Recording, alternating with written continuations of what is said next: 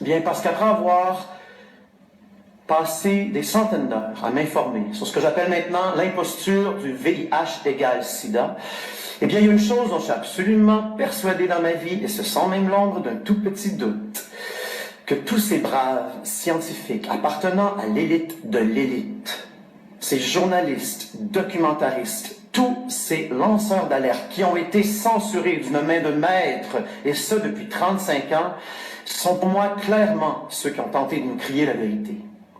Qu'en 1981, la racine de ce qu'on a appelé GRID, et qui est devenu tout de suite SIDA, les 41 tout premiers cas d'homosexuels malades signalés au CDC, qui avaient complètement détruit leur système immunitaire, eh bien, l'avaient détruit par intoxication aux drogues et absolument pas par infection transmise sexuellement avec leur virus qui vient du singe, jamais isolé, avec lequel tu peux t'infecter mais mourir 20 ans plus tard. Montre-moi là mon VIH directement de mon sang au microscope électronique, pas l'artefact de laboratoire.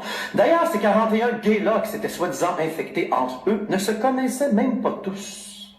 Mais parce qu'ils avaient tous comme point en commun jeunes gays qui en baissent 12 par semaine, ben, les recherches se sont tout de suite dirigées vers l'hypothèse d'une maladie virale transmise sexuellement. C'était logique. Mais coup de théâtre, à la grande déception de l'empire politico-pharmaceutique, qui était donc heureux d'avoir enfin trouvé une nouvelle infection pour coller sur un plan de dépopulation de l'Afrique, et c'est pourquoi on a menti sur l'origine du VIH en Afrique. Eh bien, coup de théâtre, il y avait un autre dénominateur commun qui unissait ces 41 immunodéprimés.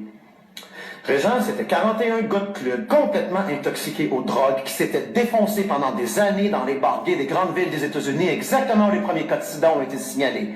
New York, LA, San Francisco. Le toxique était au rendez-vous, cocaïne, héroïne, LSD dans ce temps-là, leur antibiotique pour leur gonorrhée, leur chlamydia, leur syphilis, qui avalait probablement avec un shooter d'alcool entre deux baises. Mais la première drogue en haut de leur liste,